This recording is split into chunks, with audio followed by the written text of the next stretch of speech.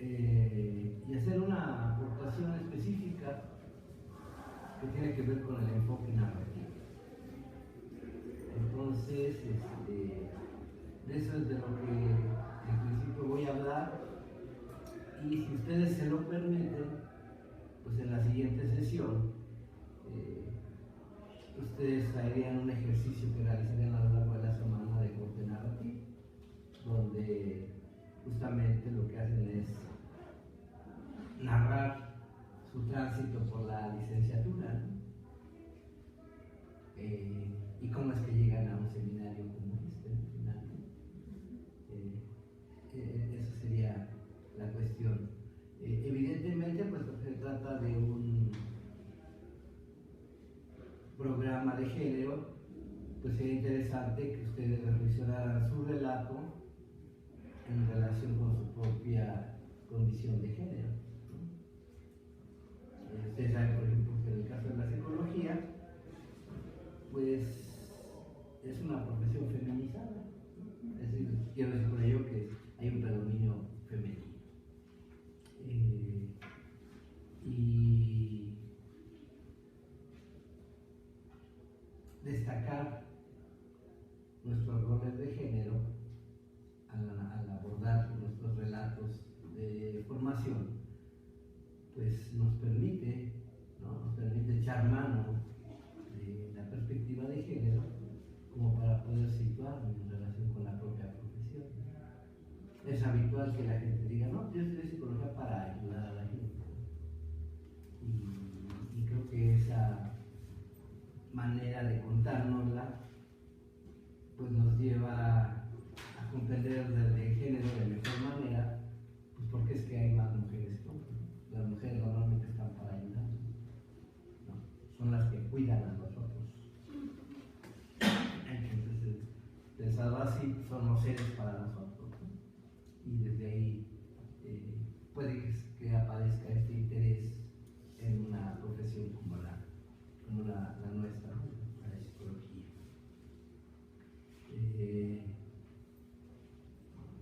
Hablar del enfoque narrativo es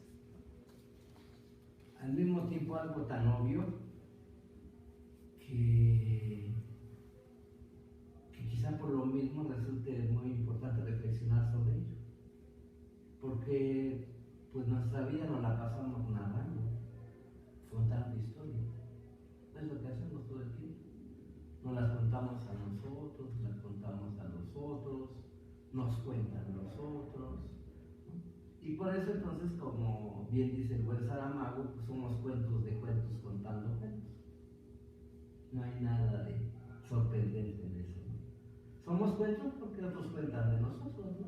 Ay, sí, cuando era chiquito mi hijo, chalala, chalala, y mira esto, y mira lo otro.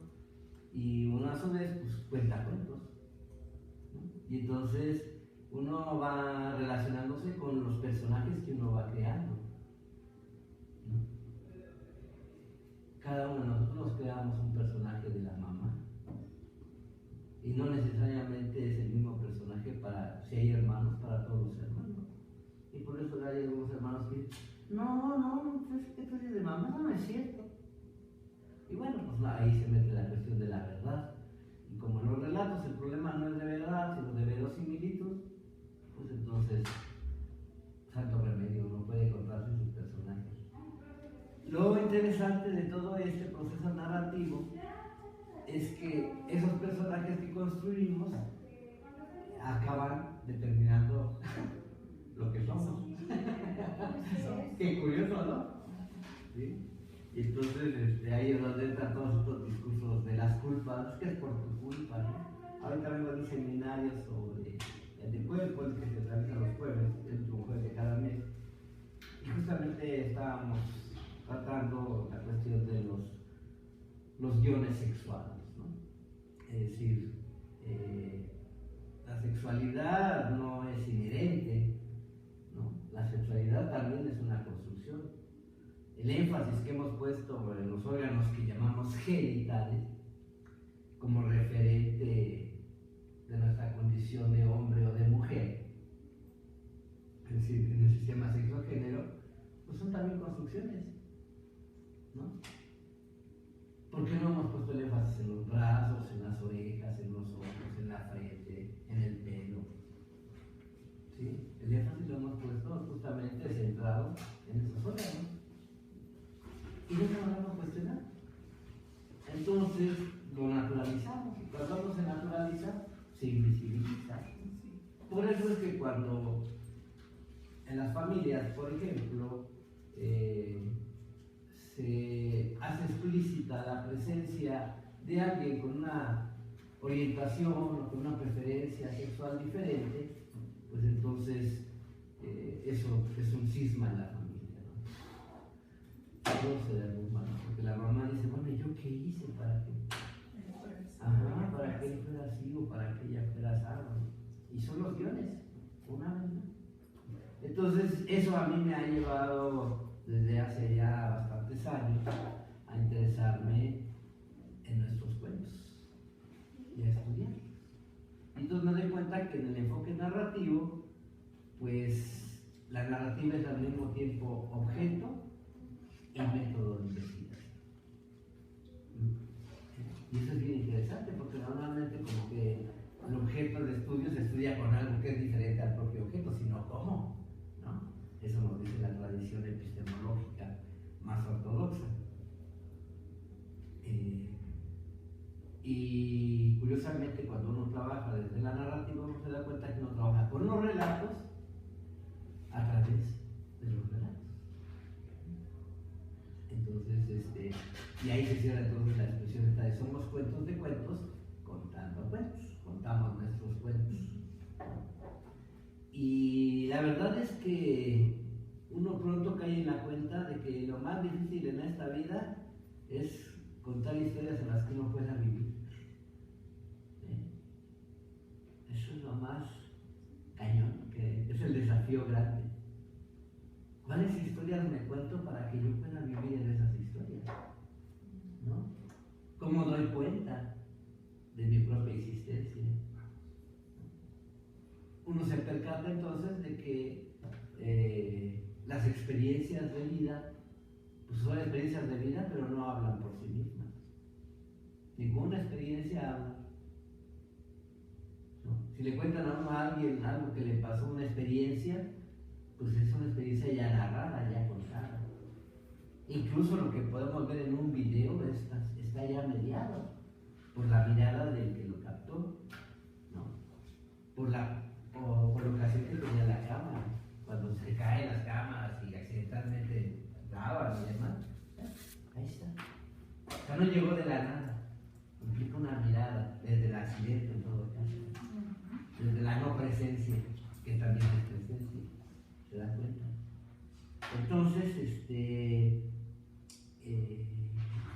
trabajar el enfoque narrativo pues resulta siempre una experiencia por demás desafiante. Decía que es tan obvio que pues no nos detenemos a pensar cómo nos contamos nuestras historias. ¿Las contamos? Sí. No digo, ay, a ver, pero esto que estoy contando, ¿cómo me da sentido? ¿No? ¿Qué sentido me da el que lo cuente así como lo estoy contando? Por eso digo que es bien difícil contar historias.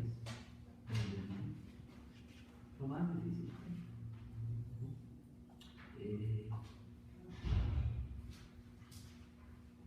Y creo que entonces incorporar en el terreno psicológico el enfoque narrativo aunado a un enfoque disciplinar como es el sociocultural, pues le permite a uno un margen de actuación mucho más vasto, mucho más amplio, en tanto que todo pensamiento narrativo siempre es un pensamiento a posteriori. No pensamos un cuento de una experiencia si no hemos vivido la experiencia. Lo que narramos en la noche cuando llegamos a casa, ay, me pasó esto y eso, es porque ya me pasó. ¿Sí? Mientras que el pensamiento paradigmático pues siempre es a priori.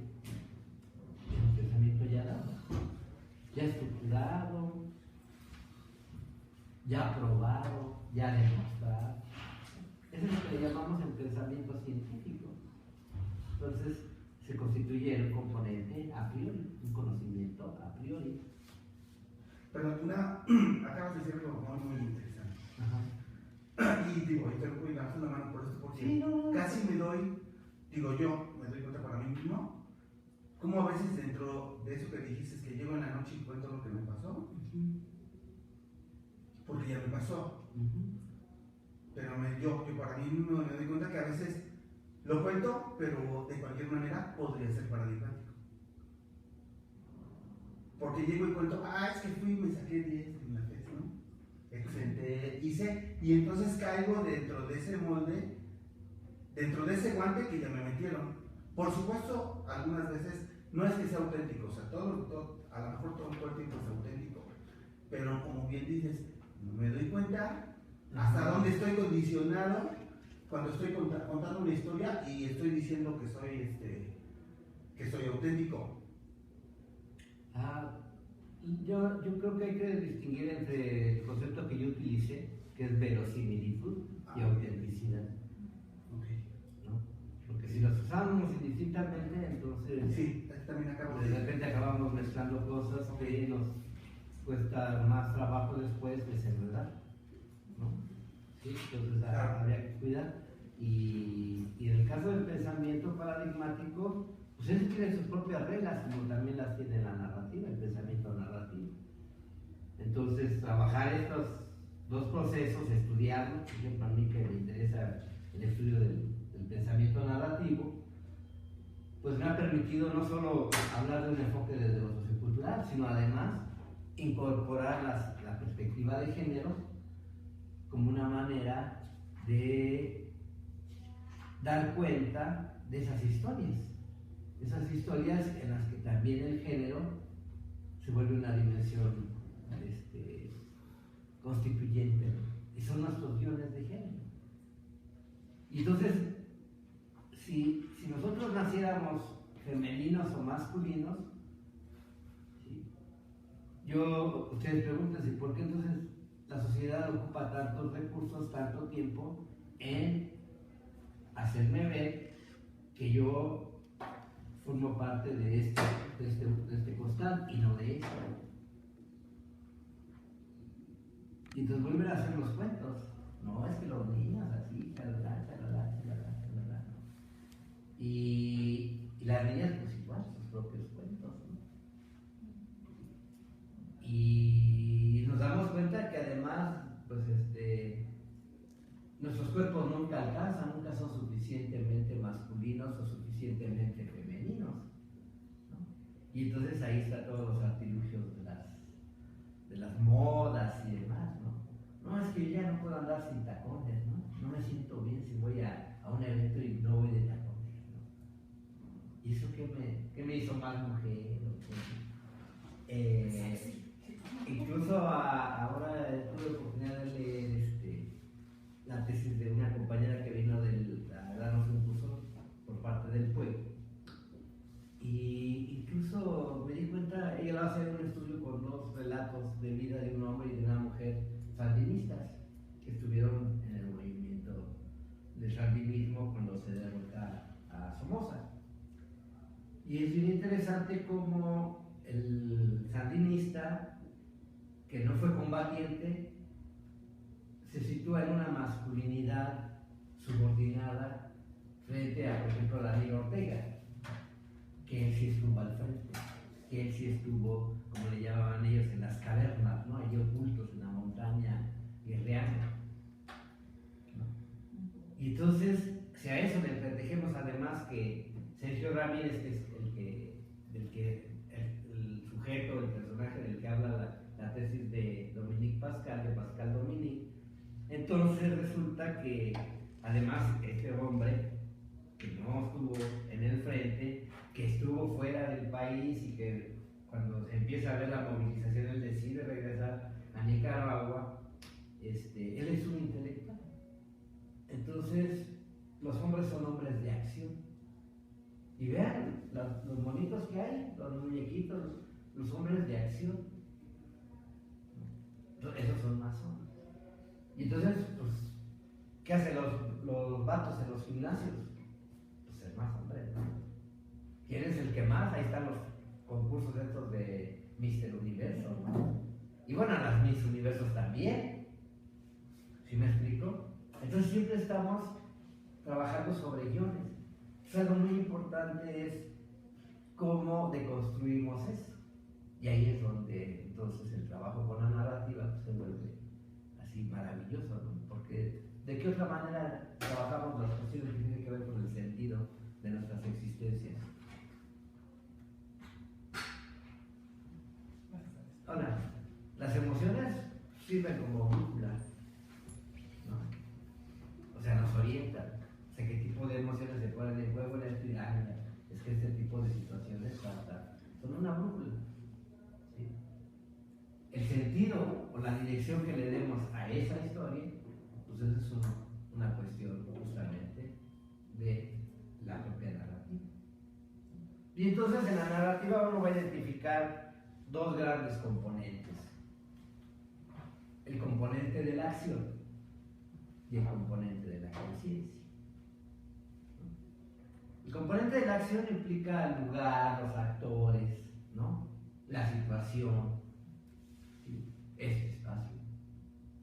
Eso sería parte de un lugar. Si ustedes narran esto, pues es parte del componente del panorama de la acción del relato. Y el otro, el de la conciencia, es lo que atribuimos a esos actores. Es decir, lo que suponemos que estaba pensando tal o tal. O cuando quiere decir, ese ya se durmió. Y entonces, ese es el panorama, son las atribuciones que nosotros hacemos de los otros. Por eso les digo que son los personajes que nos construyen. Y ahorita ustedes están construyendo un personaje de él, cualesquiera que sea. Y yo no voy construyendo un personaje de ustedes. Y entonces va uno, digamos, entretejiendo su relato con los relatos de los demás. Y, por ejemplo, esta palabra de autenticidad, pues yo digo, la cuido, ¿no? Y la dejo ahí, no digo, no sirve, simplemente para lo que tiene que ver con la verosimilitud, pues es otra cosa, ¿no? Porque en el pensamiento, a su vez, paradigmático, lo que prima es la verdad, ¿no? Es verdad que 2 más 2 son 4, o que 3 más 3 son 6, o que 2 más 2 es igual que 4 menos 1, o que 5 menos 1. Vean, hay un montón de juegos, pero todos necesariamente van a llegar a esa respuesta única. Eso es lo propio del pensamiento paradigmático. Por eso es que puede ser a priori. Y por eso es que entonces los profesores pues nos montamos en lo paradigmático y somos los que sabemos y evaluamos a los que no saben. Claro, esa es la apuesta. Y entonces, claro, ahí ya nos metemos ahora en cuestiones de poder. ¿Qué sentido le da el docente a ese conocimiento o dominio que él tiene de lo paradigmático en su campo de conocimiento, en su área de interés? Entonces, como en todas las identidades personales, pues siempre hay una dimensión de poder que se juega. Esto es de alguna manera una representación simbólica de un poder. ¿Quién es el único que tiene escritorio? ¿Quién es el único que puede ver los rostros de todos? Y entonces ya eso va estableciendo, va pautando nuestras formas de relación y pautando nuestras propias historias. Entonces la idea es que ustedes ahora se permitan reflexionar sobre su propio proceso de formación profesional y que traigan su relato, que digan, bueno, pues yo escribí esto, ¿sí? Hay gente, por ejemplo, me ha sucedido en estas experiencias que hay gente que me dice desde lo paradigmático, pues yo cursé ya primer semestre, segundo, tercero, muchos los encuentro yo en séptimo semestre. Y bueno, pues ya pasé laboratorio 1, 2, 3, 4, 5, 6 y bueno, ahora estoy con usted cursando laboratorio 7. Vean cómo ahí es paradigmático, ¿no? Es un orden jerarquizado: primero, segundo, segunda, tercera, cuarto, cuarto a quinto, quinto a sexto, ta. Ahí está el parámetro. Y entonces cuando tú le preguntas, ¿y qué viviste? ¿Qué experiencias podrías contarnos, ¿no? de pasar de laboratorio 1? Porque la materia en la que yo trabajo, narrativa, fíjense, se llama psicología experimental, laboratorio 7. Lo cual habla de cómo ya en nuestro plan de estudios se cayó una obsolescencia terrible, ¿no? Es decir, ya nada tiene que ver con el currículum formal, ¿no? Y hace muchos años que quedó rebasado, pero también hay muchas fuerzas, muchos intereses que impiden. Ahora parece, sin profecías digo yo, parece que arrancamos en el 17-1, no lo sé, sin profecías. Y entonces, cuando le hacen la pregunta al joven, le hago la pregunta al joven, en el contexto de otros relatos que ya había escuchado, él dice, es que me equivoqué. ¿No? Dice, yo dije, bueno, pues haciendo uso de aquello que nos exigen mucho en la escuela, del pensamiento. ¿Qué nos exigen en las aulas? Dominio paradigmático, ¿no? Entonces recurrió a la herramienta idónea para tratar de dar cuenta de una pregunta o de una tarea que yo dije. Y luego ya, entonces, secciones sucesivas, empezó a trabajar sus propios relatos. Y cada quien decide, hay gente que dice, pues yo lo voy a contar, digamos, en términos de ciertas experiencias nada más. Otros dicen, no, pues yo lo voy a contar por semestres, primer semestre, segundo semestre, ¿sí? O sea, vean cómo en nuestros relatos además imponemos una secuencia a los hechos, una temporalidad a los hechos. Y entonces, aparte de que tenemos el panorama de la conciencia y el panorama de la acción, tenemos todo este juego de secuencias y tiempos, que es donde muchas veces, en nuestros guiones, eso que antecede lo vemos como causa de lo que está sucediendo en el aquí y el ahora. Ejemplo, lo que decía hace un ratito, las mamás que dicen, pero ¿y yo qué hice? ¿Qué hice mal para que mi hijo saliera homosexual? Habrá una relación de causalidad entre lo que hizo la mamá y que el hijo. ¿Me explico? En el relato yo le establezco esa línea. ¿Sí? Pero además fíjense cómo entonces hay todo un proceso de ruptura, porque el personaje que yo me había construido de mi hijo ahora resulta que no es, ¿no? ¿Con qué me quedo yo? Y si él no es, ¿quién soy yo? ¿Se dan cuenta? Por eso es tan difícil contar historias donde vivir. ¿Cómo me la cuento? ¿Cómo me la cuento de manera que yo pueda seguir viviendo? ¿Cómo ahora me reconozco en ese hijo? Porque eso es volverlo a conocer, ¿no? Es el reconocimiento. Ya lo conocía, pero resulta que no. O sea, una manera que narra, trabajamos con narrativo, narra que entró a la recámara de su hijo y lo que encuentra son prendas íntimas de él y del amigo. Y entonces ella dice, bueno, ella espera que se vaya el amigo y dice, bueno, ¿qué? ¿Eres gay? Y le dice el joven, pues, bueno, eso nos cuenta ella que le cuenta cómo, dice, estoy confundido, no sé. Y entonces dice, ¿pero cómo? Pues te llevamos al doctor, ¿no? Claro, ¿qué dice la jefa? Pues hay que llevarlo al doctor. Por supuesto, no nos sorprendamos, todavía hace algunos años en el DSM-3, la homosexualidad es una patología. Así de simple. Y entonces vamos a ver cómo. Es más, ¿no? Hay gente que sigue pensando que con el electrochoque se cura la homosexualidad hoy día. Sí, terapia de choques, claro, de electrochoque, por supuesto. Vean ustedes. ¿No? Pero pregúntense ustedes cómo yo me la cuento en relación con alguien así. discrimino, pero bueno, prefiero no andar con ellos. Ajá. Sí, o sea, No discrimino, pero no. ajá, pero no. Sí.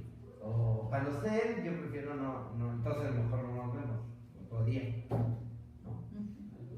Y entonces decimos que no discriminamos y somos bien discriminantes, ¿sí? Y otra vez, ¿qué son? Son guiones. Son nuestros propios guiones, nuestros propios relatos.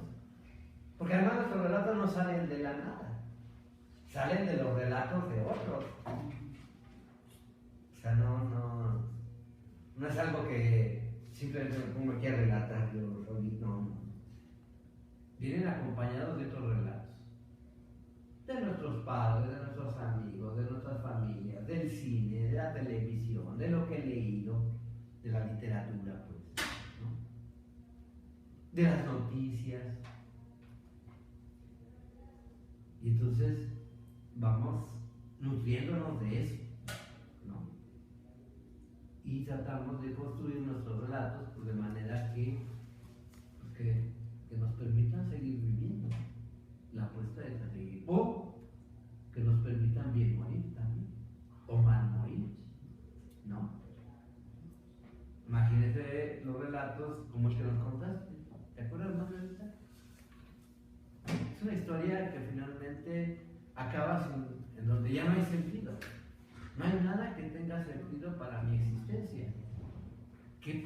¿A qué puedo apelar? Si ya hasta mi propia hijo me dijo, pues sí, a lo mejor sí es mejor que ya te mueras. ¿Cómo me la cuento? Desenlace trágico, terrible. Entonces vean la fuerza que tiene nuestras historias. Porque nos van constituyendo, nos van construyendo. Repito, nuestro propio cuerpo no alcanza. Entonces nos vale en nuestras relaciones, la que quieran, interpersonales, ya no vamos a poner heterosexuales, porque pareciera que no corresponde, ¿no? ¿Sí? Es decir, aquí todos venimos con esa heteronormatividad impuesta. Y desde ahí entonces pues vamos construyendo nuestras relaciones. Es decir, a mi sexo, hombre o mujer, le corresponde en el plano del género, masculino, femenino. Y se exige la correspondencia, ¿no? Si yo soy hombre, entonces, masculinidad, en la matriz, ¿no? En esta matriz. Y el deseo heteronormativizado, entonces supone que a quien puedo desear es a una mujer. No puedes desear a una mujer. ¿Y qué nos exige que así sea? ¿Dónde está escrito? Pero no lo cuestionamos, lo naturalizamos. Y cuando aparecen personajes que lo ponen en duda, entonces, pues primero eso, el sobresalto, ¿no? Pero ¿cómo que mi hermana? No puede ser, pero si tan femenina que se veía, resulta que es una machorra, ¿no? Que le gustan las mujeres, no es posible. Véanlo, o sea, ustedes no estamos, digamos, como leer al respecto en un libro, ¿no? Un tratado de sexualidad humana. No es preciso eso. Simplemente reflexionamos sobre esas historias que nos llegan a nosotros por muchos medios a ese respecto, ¿no? Entonces trabajar justamente el enfoque narrativo pues es algo que ha venido además ganando terreno, ¿sí? En la psicología tardíamente pues viene ganando ya terreno, porque ya en otros campos pues, se trabajaba bastante el enfoque narrativo, no así en la psicología. En la psicología no estábamos más metidos en el estudio del pensamiento lógico formal. ¿Qué estudió Piaget tantos años de su vida? El desarrollo del conocimiento. Por eso lo de constructivismo, cómo se construye el conocimiento, ¿no? Entonces él trabaja la génesis y el desarrollo del pensamiento paradigmático, del conocimiento formal. Entonces, si uno quiere adentrarse en el estudio del pensamiento paradigmático, del pensamiento lógico formal, pues es muy conveniente empezar por leer el nacimiento de la inteligencia del niño. ¿Sí? O sea, pero leer a Piaget, ¿no? Porque la mayoría de las veces lo que hacemos los estudiantes es que leemos lo que alguien dice que dijo Piaget. No apelamos a las fuentes originales. Como que dice uno. Entonces, él se adentró en eso. Y él dice, bueno, nuestras primeras formas de conocimiento son formas de conocimiento sensorio-motriz, que es lo más básico. Y es una forma de conocimiento. Finalmente llegamos a la más abstracta, que es la lógica formal, que es con la que trabajamos el conocimiento científico, es la que trabajan por excelencia los científicos. Ese pensamiento lógico formal, esa abstracción, ¿no? Que permite formular leyes generales, principios generales, chalala, ¿no? Y entonces, toda la parte del pensamiento narrativo pues fue quedando como en las aulas, fuera. Porque en las aulas no se va a contar cuentos, ¿no? A las aulas vamos con lo preciso, conciso y macizo. A ver, ¿qué dice Vygotsky? ¿Cómo define Vygotsky la zona de desarrollo próximo? Papaya, calorcito, no hay cuentos. ¿Sí?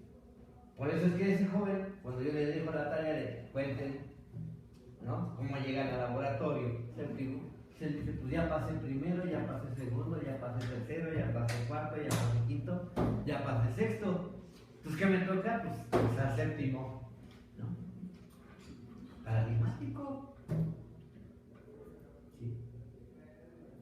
Entonces, entonces eso nos hace que pensemos mucho en las cosas, en nuestros propios relatos como algo menor en la escala de valores, ¿no? Porque lo que me certifica, lo que se traduce en un título, lo que se traduce en una calificación, en una estrellita, ¿sí? Es lo formal, es lo paradigmático. Así sea en términos de operaciones, en un laboratorio, por ejemplo, ¿no? Si yo voy a condicionar una rata, bueno, finalmente que el profe pueda ver que está condicionada la rata. Ahí está, pues. Estamos en un programa de razón fija tal. Y aquí está, pausa carrera. Claro, ahí, entonces si uno dice, los datos hablan por sí mismos, ¿no? ¿Sí o no? Los datos hablan por sí mismos. Ahí está el registro acumulativo. Bueno, yo así me formé y así me la creía. Luego ya tomamos distancia y dije, no, bueno, no necesariamente.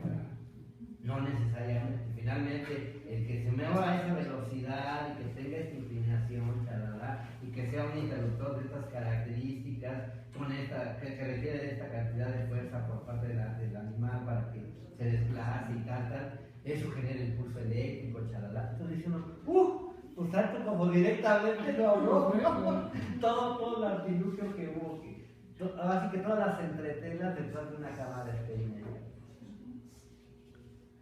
Entonces, esa parte paradigmática, repito, es importantísima.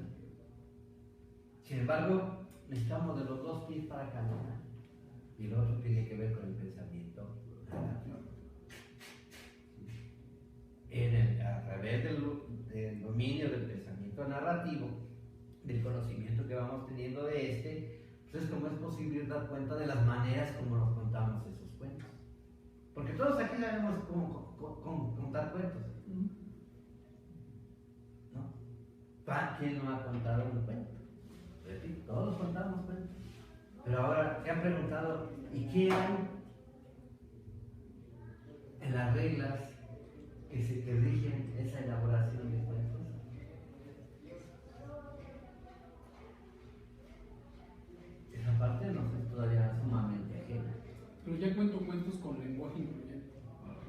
Por ejemplo, puede decir, mis cuentos son incluyentes. Ya hablo de Claro, a lo mejor, y además puedes con esos cuentos que tú te cuentas de manera incluyente, darte cuenta de que otros cuentos que otros cuentan no son incluyentes, o que tú mismo estás ahora contando un cuento que ya no se apega a esa regla de la inclusión.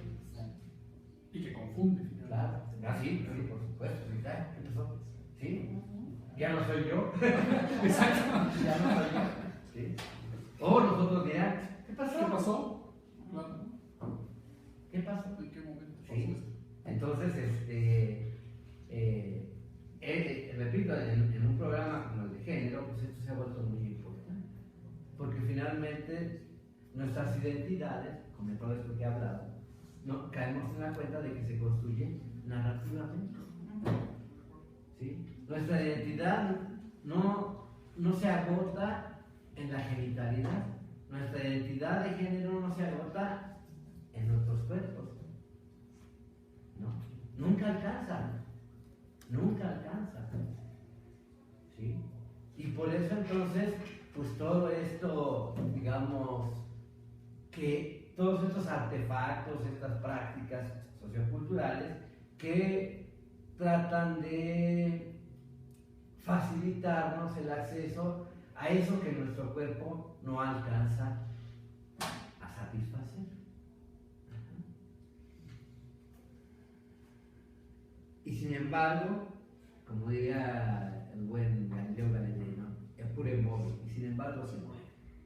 ¿Qué quiero decir con esto de que y sin embargo se mueve? Bueno, que podemos darnos cuenta de eso y al mismo tiempo ahora, desde nuestros relatos, desde una postura radical de nuestros relatos, cuestionarlo. ¿Sí? Los relatos al mismo tiempo dan orden para que podamos ser parte de la cultura. Por eso tenemos que cuidar nuestros relatos que estamos contando, ¿no? De manera que no me coloque yo en una condición de riesgo.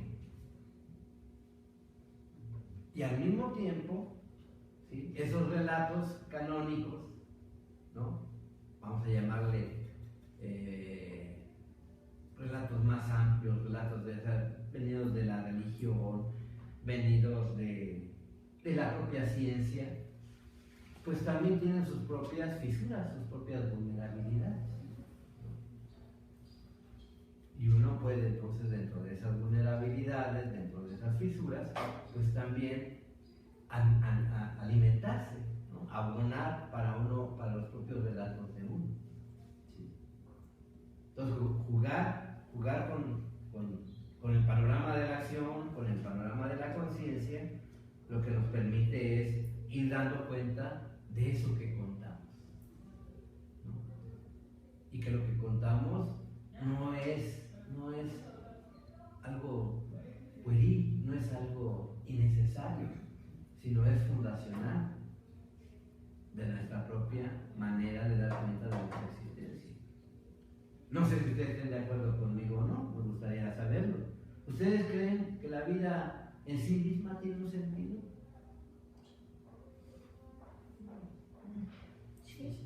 ¿O que por sí misma, pues no. Ajá. Perdón, lo que yo he escuchado, que me hizo mucho sentido en algún momento, no recuerdo quién fue, creo que es existencialista, dijo, la vida no tiene sentido, nosotros se la damos. Y tiene un poquito que ver con la narrativa que estás platicando, porque alguien relata un hecho, una pelea, por decir algo, y si es hombre o es mujer, la va a contar desde diferente perspectiva.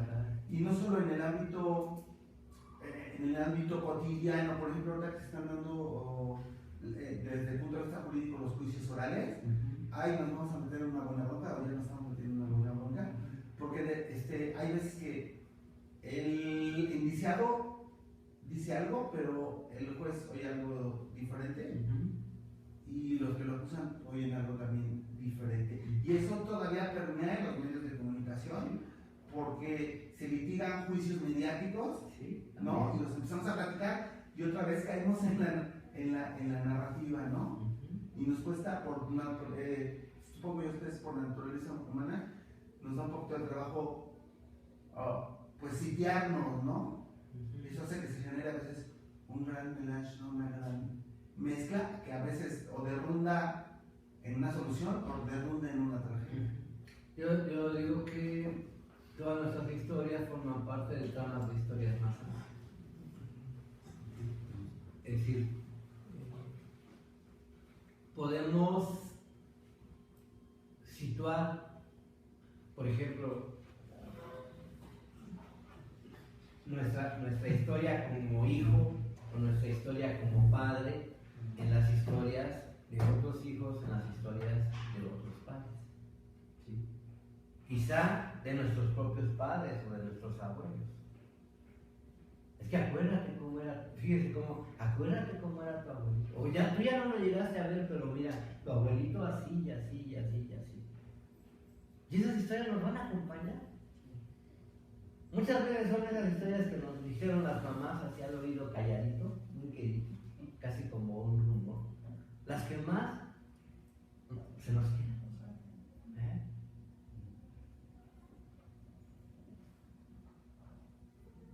¿Qué hay ahí? ¿Qué se juega ahí?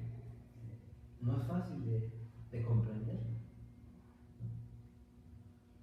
Pero ustedes traten de evocar momentos, de recordar momentos donde ustedes, sí, claro, esto fue fundamental. Esto que me dijo alguna vez mamá, o que yo vi que le dijo a mi hermana, porque ustedes no lo conocen a uno, lo ve uno que lo dicen a otros. Entonces, constantemente estamos, insisto, siendo partícipes de estas tramas, más que una melaza o algo así, yo digo, son tramas de historias, ¿no? Ustedes saben que aquí en México existen pues, grandes bordadoras, mujeres bordadoras, y que en sus bordados de sus vestidos lo que hacen es contar su propia vida. No sé si lo sabían, y si no, bueno, sépanse que existe esa práctica ancestral de las mujeres. Por supuesto estamos hablando, vean cómo ya aparecerá todas las demás dimensiones que se intersectan en todo esto de las identidades. Son mujeres indígenas.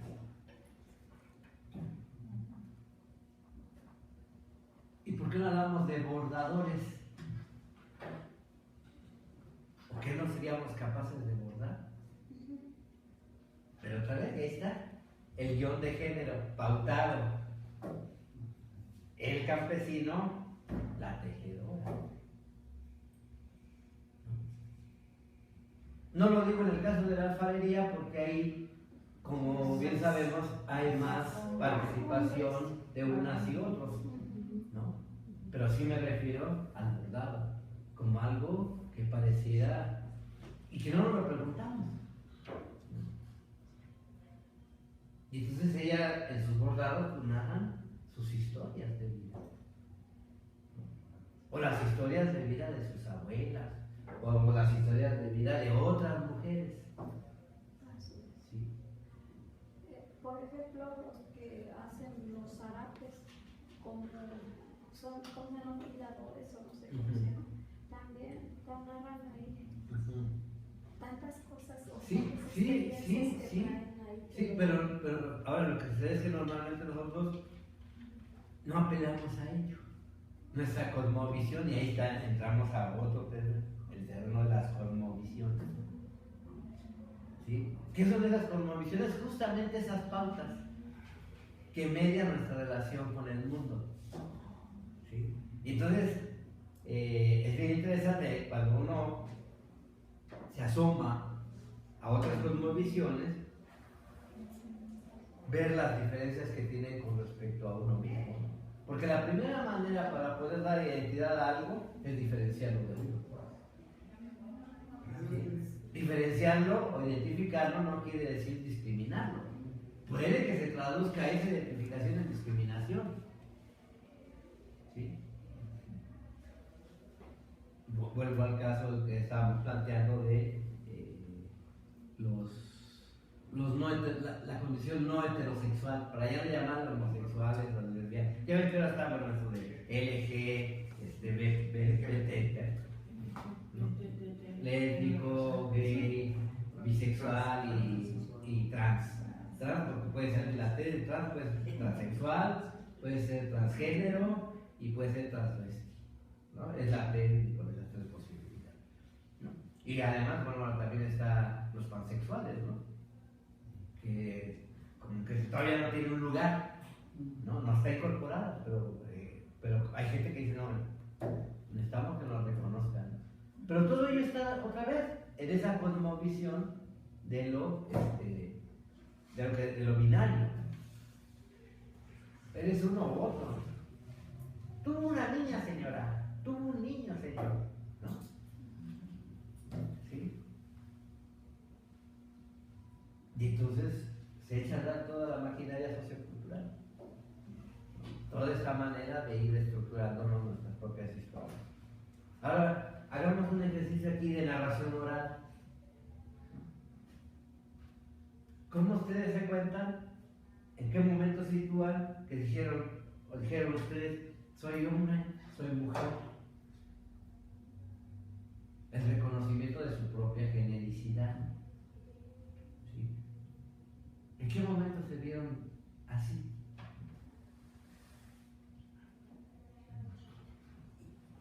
¿Sí?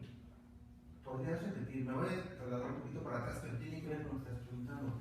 Definiste muy bien lo que es. O sea, para reconocerme a mí, ¿qué dices? ¿Me tengo que diferenciar del otro? Okay. Yo creo que ahí se da, ¿no? Esa es la respuesta. Cuando me di cuenta que yo no era como el de enfrente. Ok, pero ¿en qué momento en tu historia? O sea, eso, porque ahí es Sí. lo paradigmático. O sea, paradigmáticamente, para que yo pueda identificar algo, primero tengo que distinguirlo. Claro. Si no, ¿cómo? Cuando me vi vestido de azul en vez de rosa. Tú dirías que para ti eso fue Yo creo que fundamental. Ok. Cuando tú te viste vestido de azul y no de rosa. Claro. Ok. O con el pelo corto y el otro con el pelo largo. Entonces puede ser otro momento, ¿no? Y como que se van juntando los momentos, ¿no? Así inconscientemente. Ajá.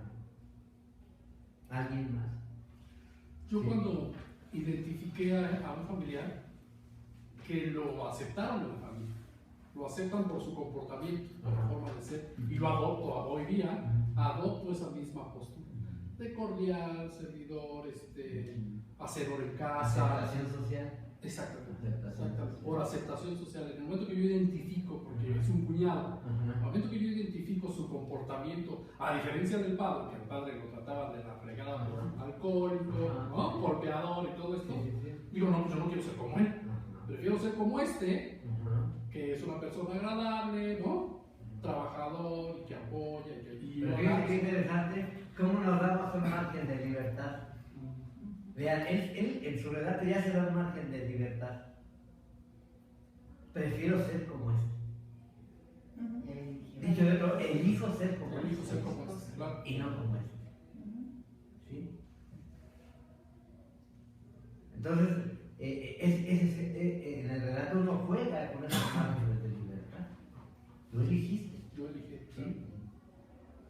Y entonces, luego resulta que esa elección pues, se vuelve determinante de mi propia naturaleza. ¿No? Claro, así es. ¿Alguien más que diga en esta condición? Yo cuando vi esto, o yo cuando sentí esto. ¿Sí? ¿No queda muy fácil contar cuentos? Dice, cuando iniciamos estos ejercicios en las aulas, es bien interesante porque la gente suele decir, a mí no me gusta hablar de público, y mucho menos hablar de mí, ¿eh? Y mucho menos hablar. Y entonces yo le digo, ¿y entonces qué vamos a hacer aquí? ¿Qué va a pasar? Porque aquí van a tener sus relatos y los van a leer en público y ustedes deciden qué ponen en su relato y qué no ponen, ¿no? Porque esa es la consigna, que sean públicos para compartirse. Ahora sí, compañera, ¿qué nos quieres decir? Bueno, yo creo que yo cuando fui pequeña, pues mi mamá se dejaba golpear y todo, y entonces se separaba el papá y ya nos íbamos. Entonces yo cuando yo me casé muy chica, entonces ¿Qué es casarse muy chica? bueno, de edad edad muy corta. Entonces, pues yo no quise repetir los patrones, yo dije, no, yo no voy a dejarme que me golpeen, yo no voy a dejar que me humillen, yo no voy a dejar que pues me haga como mi papá hacía mi mamá, yo voy a cambiar, voy a ser diferente. Entonces, aunque fíjate tu relato que interesante, me casé. ajá, O sea, tú partes de ajá, tu casamiento. así es. ¿Sí? Entonces, Ya le agregas muy chica, bueno, de edad muy corta, o sea, finalmente no me dice ni lo uno ni lo otro, nada, ¿no? Qué chico, qué es corto, qué, muy niña tal vez, ¿no? sí, Pero fíjense cómo casarse, ¿no? Ese parámetro. Es un parámetro. así es. Y entonces dice, pero además yo elijo, ¿no? Que no voy a ser como ella. Ahí está otra vez, ¿sí? Otra vez el proceso de elección. Y digo, no, pero no, me caso, pero no como mi mamá. Yo no voy a aceptar ni esto, ni esto, ni esto, ni esto, ni esto, ¿no? Así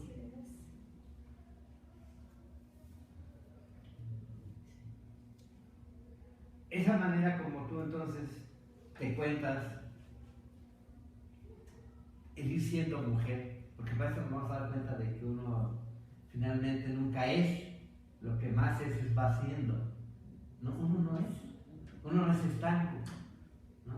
Cuando uno se define, pues en ese mismo momento ya se agotó ya la posibilidad, ¿no?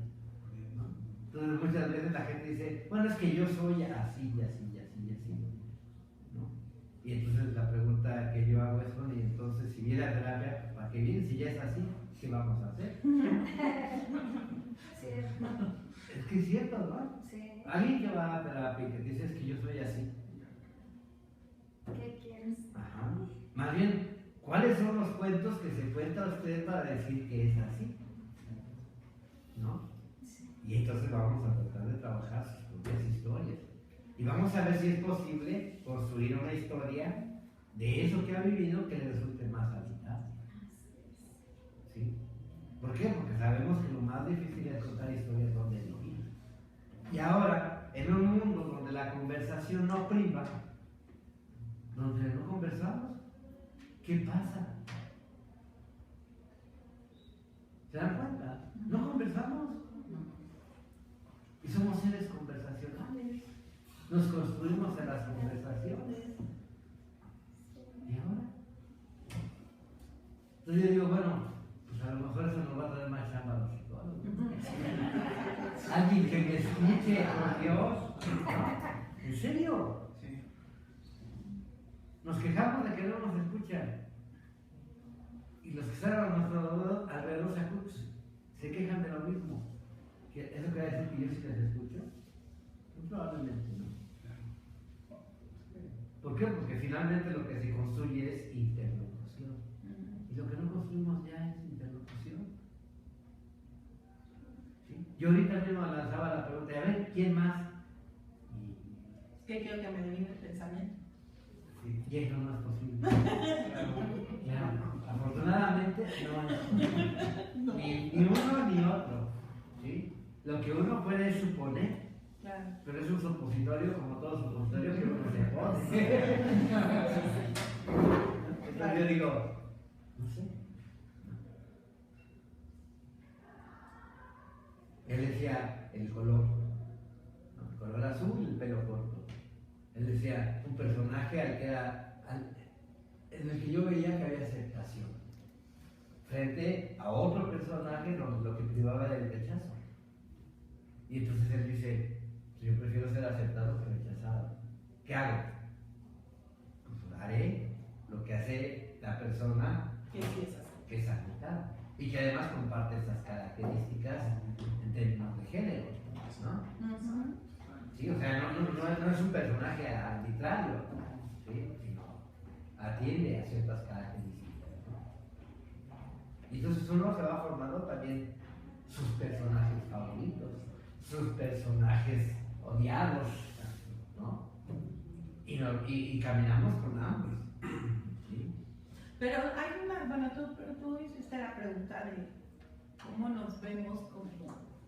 ¿A partir de qué momento decidimos o ser hombres o ser mujeres? Ajá, lo que dije. Sí. Yo le decía, no, pues yo nunca me he puesto a decir, no, o sea, no es algo que a mí me produzca conflicto.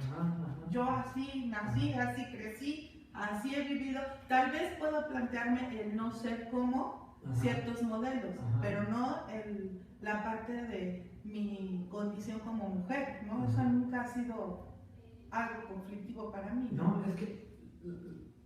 O sea, no conflictivo ni de ponerme a pensar en qué momento decidir. No. No. La pregunta no es en qué momento decidiste. Vean cómo en los relatos aparece la decisión. ¿Sí? O sea, ahí aparece, yo decidí, yo me vi ahí. ¿Sí? Entonces, en algún momento tú te ves. Dices, en qué momento me vi como niña y no como niño. ¿No? Como hermana y no como hermano, como hija y no como hijo.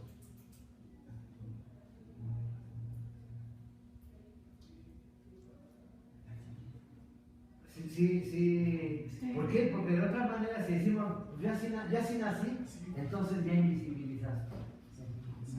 ¿No? Y ese es el dispositivo que opera magníficamente, que se asume que es natural. Y entonces, naturalizado, pues ya no hay más que hacer. Ya no hay más que hacer. ¿Sí? Entonces sería interesante detenerte ahí y decir, a ver, pero ¿cómo fue que lo invisibilicé? Sí, no es algo que... Claro. ¿Sí? O sea, muchas de nuestras relaciones con nuestros padres eran de decirte, no, es que eso no se hace. Eso no está bien. ¿No? Y después ahí, no está bien para ti, pero sí está bien para él. La diferenciación. ¿No? A lo mejor una regla es que los hijos o hijas, pues, calladitos, ¿no? Pero algunas prácticas, estas son de los niños. Esto no lo haces. Tú puedes hacer esto, pero esto no. ¿Sí? Y entonces uno empieza como a caer en la cuenta, ¿no? A eso y entonces como ahora yo me la voy contando. ¿Sí? Para no trabajar, digamos, este tipo de relatos, algo que es más frecuente que aparezca en el caso de las mujeres es esta parte de decir, es que yo preferiría haber sido hombre, porque a mis hermanos esto, a mis hermanos lo otro, todos esos privilegios, pues eso suele aparecer, ¿no? Entonces, es bien Cuando hay interesante. diferencias. Ajá, sí, es bien interesante ir como visibilizando estos procesos, ¿no? ¿Cómo es que nos la vamos contando desde ahí? ¿No? Ahí están los disfraces que nos esperan antes de nacer. ¿Estamos de acuerdo? ¿No? A mí me esperaba un disfraz antes de nacer, primogénito varón. ¿No? Entonces, ¿cómo? Poder. Claro. Joder. ¿No? Pero ahora pregúntatelo cuando esa familia se separa. Ahora, ¿qué lugar ocupa uno? Ya estaba con el disfraz. Yo recuerdo cuando mi bisabuela me dijo, ahora tú eres el hombre de la casa. ¿Cómo? Y cuando se volvió a casar mi mamá, ¿qué pasó? Quitaron el Vean. Para mí un momento muy significativo en mi condición masculera fue cuando cantaba en la iglesia. Claro, porque ahí hay una exigencia categórica. Ahora tú eres el hombre de la casa. ¿Qué haces con eso? ¿Qué significa ser el hombre de la casa? Haz su meta. Tienes que 9 añitos, ¿no?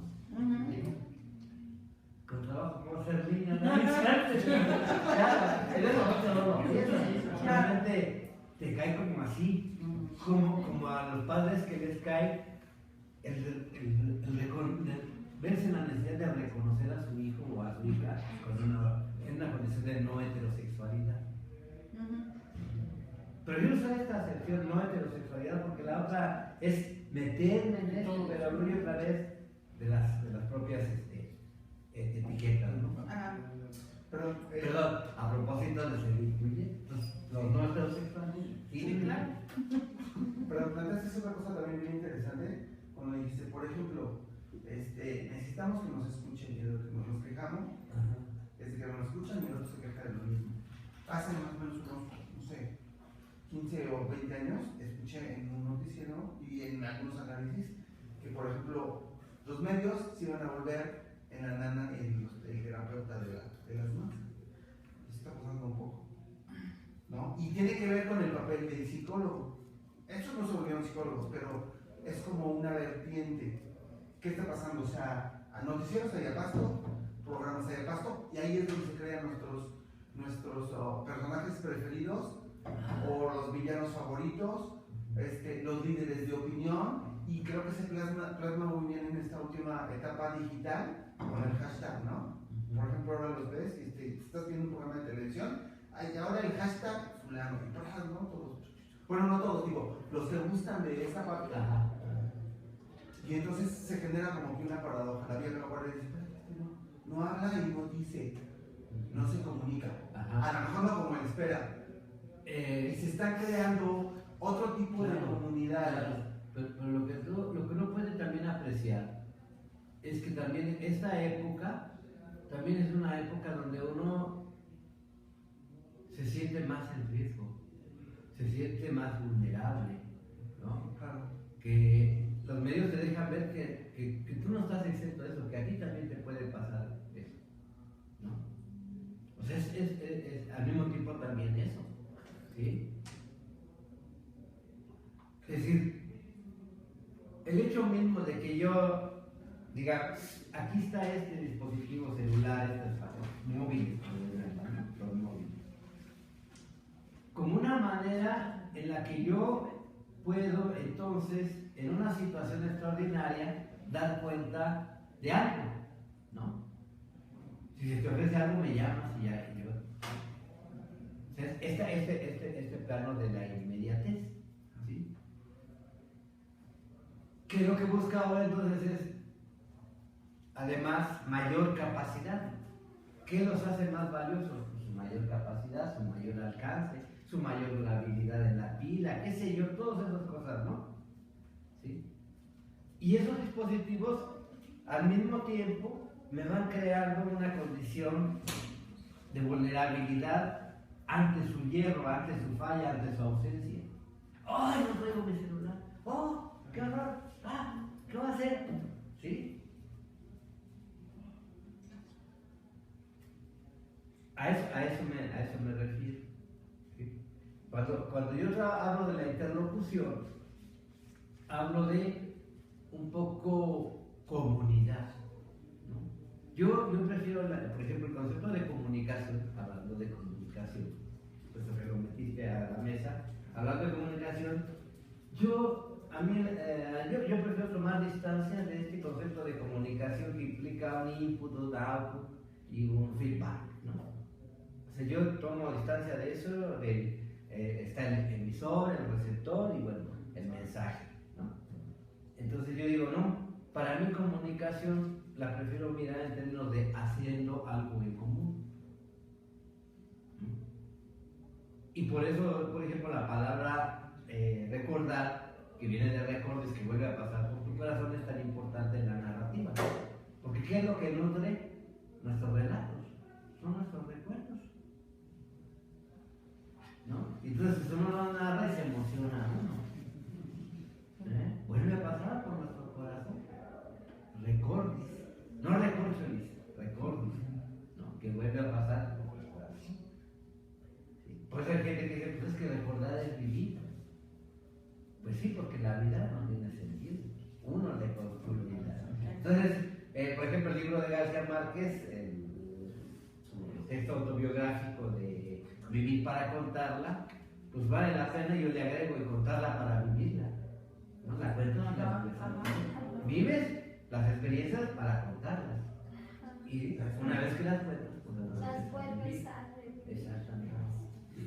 Y entonces yo digo, ¿cómo trabajar esos componentes narrativos continuamente? ¿Sí? Entonces, en la interlocución estamos haciendo algo en común.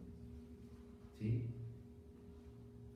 Y además tendría que ver con la posibilidad de comprensión del otro. lectura. La lectura es un acto comprensivo, ¿no? Tanto es así que incluso se dan talleres para lectura de comprensión, ¿no? Porque entonces la gente no es que no lea, es que simple y llanamente no comprende, ¿no? Y entonces dices, bueno, ok, usamos lectura de comprensión, puesto que lo que estaba haciendo hasta este momento era simplemente decodificar. Pero la comprensión implica un proceso más complejo, ¿no? Entonces, yo para comprender un texto escrito necesito leer. Para comprender un texto oral, necesito escuchar. Es la dimensión comprensiva. Y luego está la dimensión expresiva, ¿no? Para que yo pueda expresar algo desde el lenguaje escrito, escribo, ¿no?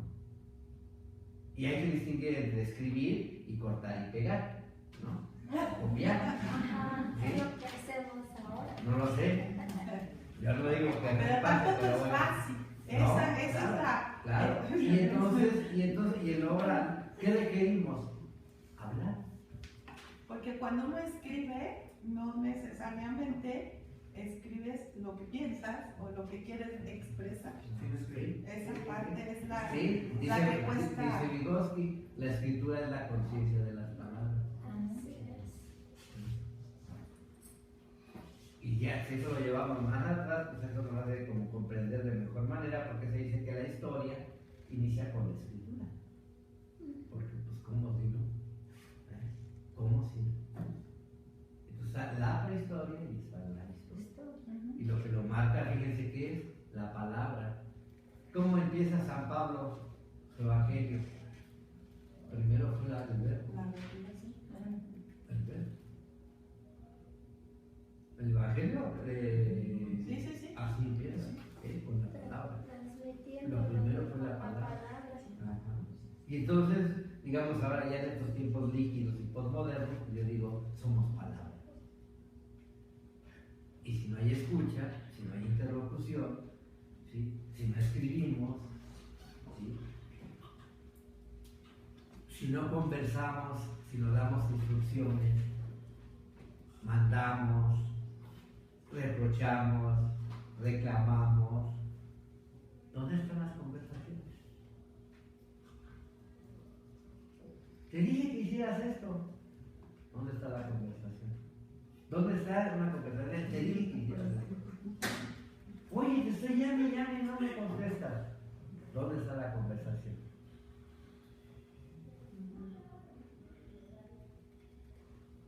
¿Sí?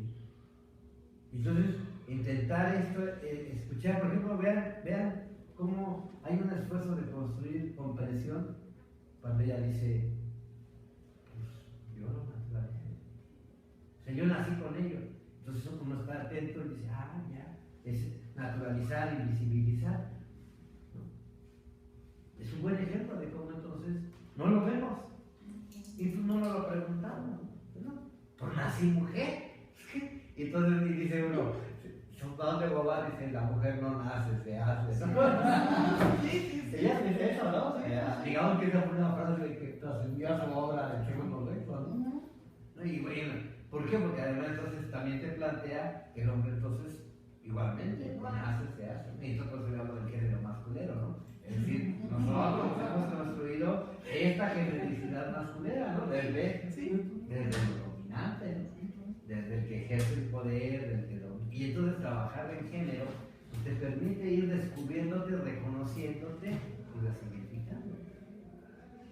Y entonces ustedes, estos relatos que nos traigan a compartir de su propio trayecto profesional o de lo que ustedes quieran, o sea, finalmente la apertura está que ustedes pueden traer un cuento de ustedes. Simplemente esta es la cocina. Un cuento que cuenten de ustedes. Un cuento que ustedes nos quieran compartir, ¿no? Y aquí nosotros en el proceso de escucha y demás podremos hablar en términos de género, de elección, ¿no? De posición, de dominio, de los personajes, del panorama de la conciencia, del panorama de la acción, chalala, ¿no? Es decir, como colectivamente, conversacionalmente, trabajar nuestros textos como pretextos. ¿Para qué?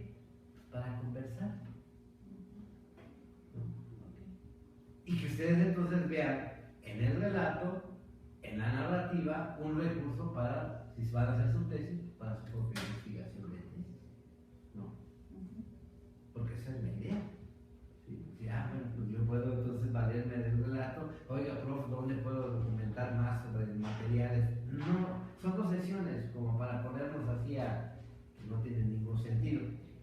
Pero si hay un texto que yo le recomendaría mucho, además está, por ahí alguien se permitió escanear, me lo subieron, que se llama La fábrica de historias. Y fíjense los subtítulos: Derecho, ahorita hablaremos por qué es Derecho, Literatura y Vida. Y su autor es Jerome Brunner.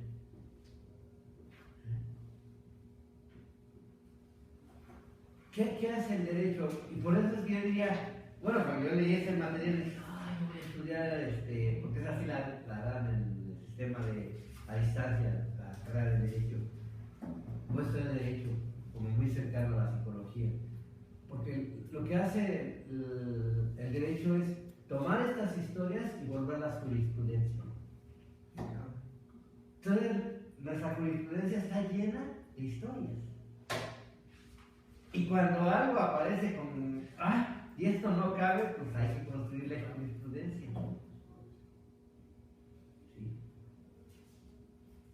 Nos vean el peso otra vez de los relatos, de las historias.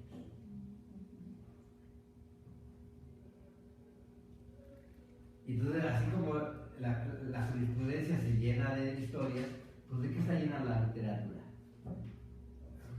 De historias, ¿no? Cortas, largas, sencillas, complejas, ¿no? La poesía misma, ¿no? Son historias que al mover todo este plano emocional además funcionan como brújula, nos orientan. Es como la muerte no va a ser así algo que nos apabulla, si así está construida, ¿no? La parte trágica. Tan trágica la hacemos que decimos, no, y lo peor que puede pasarle a alguien es que se le muera a su hijo, porque eso mi nombre tiene. ¿A poco no? Sí. Y al decirlo así, ¡uf! Se magnifica. Y entonces es lo peor que le puede pasar, dice la gente. Lo peor que le puede pasar a una persona es que se le muera el hijo, ¿no? Porque, bueno, ¿qué está otra vez? Invisibilizado. Pues sí, ¿no? Vamos en orden. Yo me voy primero y después te vas tú. Ahí está. Como que imponemos otra vez esta línea. En el metarrelato, en el gran relato de la vida.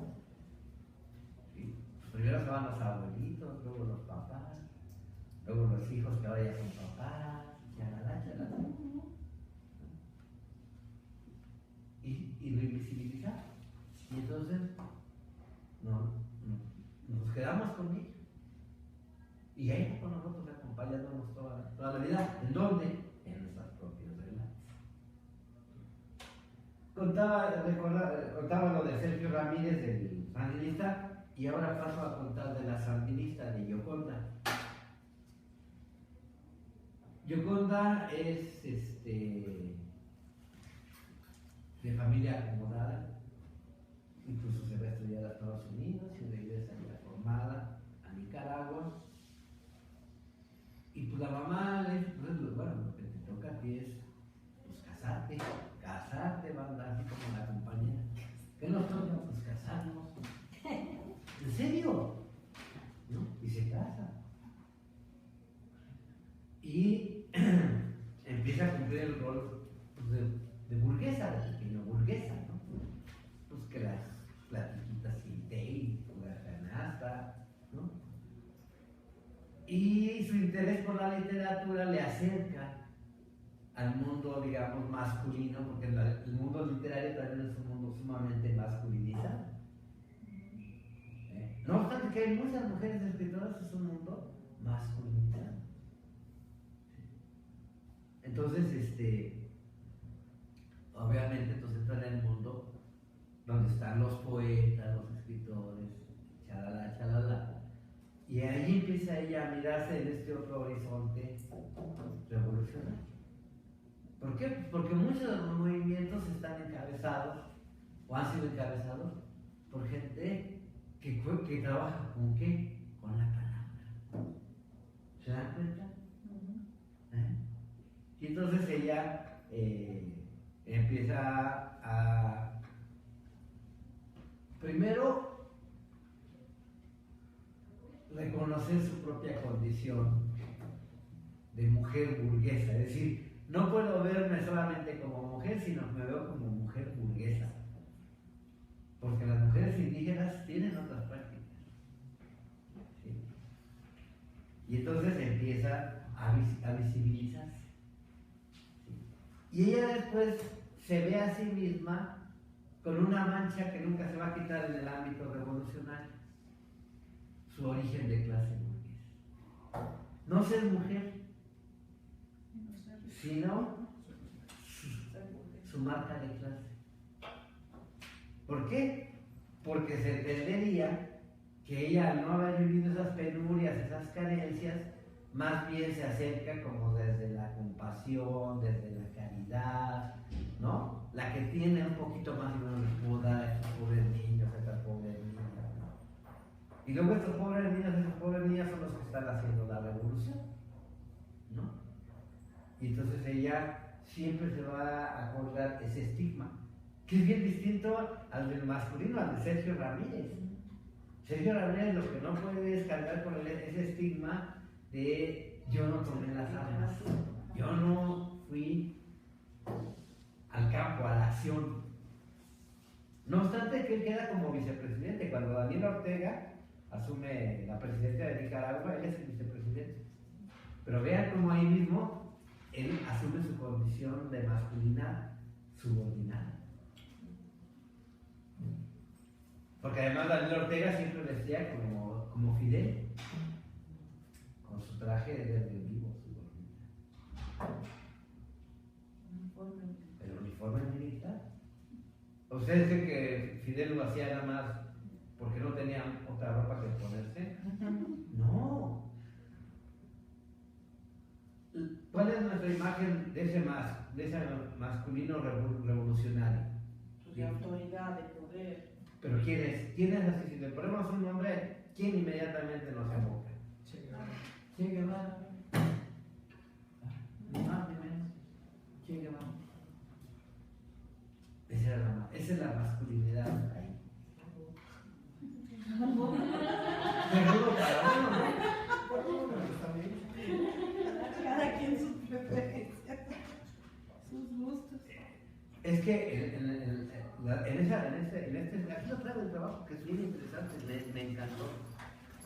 Dije, ahí está, ejemplos del trabajo de la narrativa, lo traje para ilustrarlo. Fíjense, experiencias de género en las narrativas autobiográficas de Yocanda Belli y Sergio Ramírez, un estudio sobre masculinidades y feminidades dentro del sandinismo, ¿no?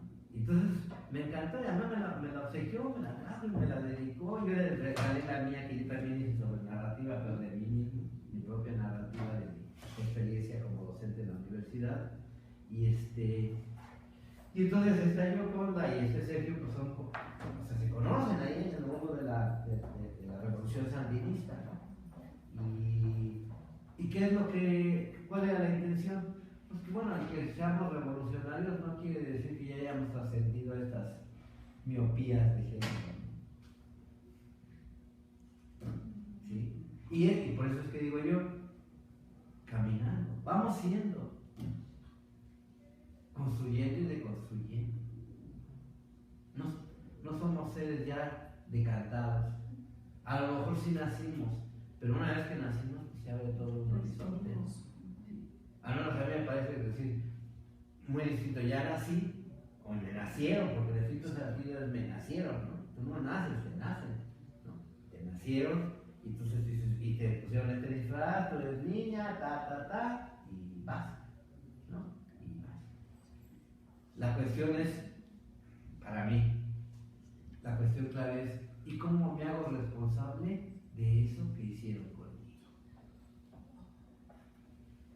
Y entonces, si unimos esto con la expresión inicial que les decía de lo difícil que es contar historias donde viví, pues como que en casa.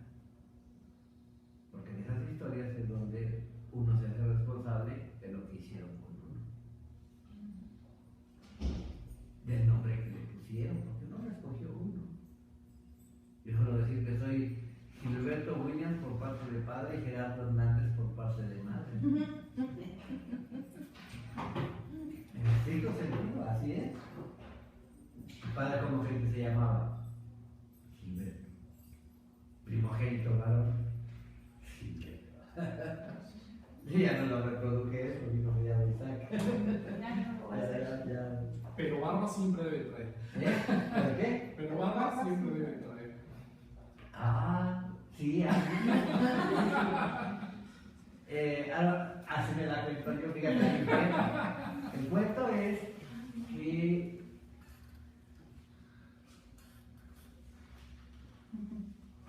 me era muy fastidioso, muy molesto el rasurarme. O sea, se irrita mucho la piel. Y entonces fue más como un recurso a la flojera, ¿no? A pelear a la flojera y dije, me dejo la. Y me la dejé y así. Y hace algunos años tuve que hacer un trámite por ahí. Me corté la barba, mis hijas las gemelas, las más chicas. Llegué a la casa y no me reconocía nada. Así sorprendida. Nunca me habían visto así como ellas. Estaban así sorprendidas. Y le digo, no, soy su papá. Le dice, no, dice, fíjate que sí te pareces mucho a Jorge, a mi hermano. Digo, pues somos hermanos. Dice, sí, lo que hay nunca se ha dado barba. ¿No?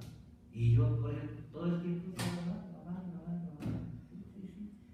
Y así como eso, con muchas cosas, sí. Ahora, decir que nada más es flojera, ¿no? Es una sobresimplificación. Es como decir, así nací. Ajá, invisibilizas otras cosas. Aceptación, vida académica, vida universitaria, profesor, psicólogo, Freud, ¿no? Vean, en serio, hay todo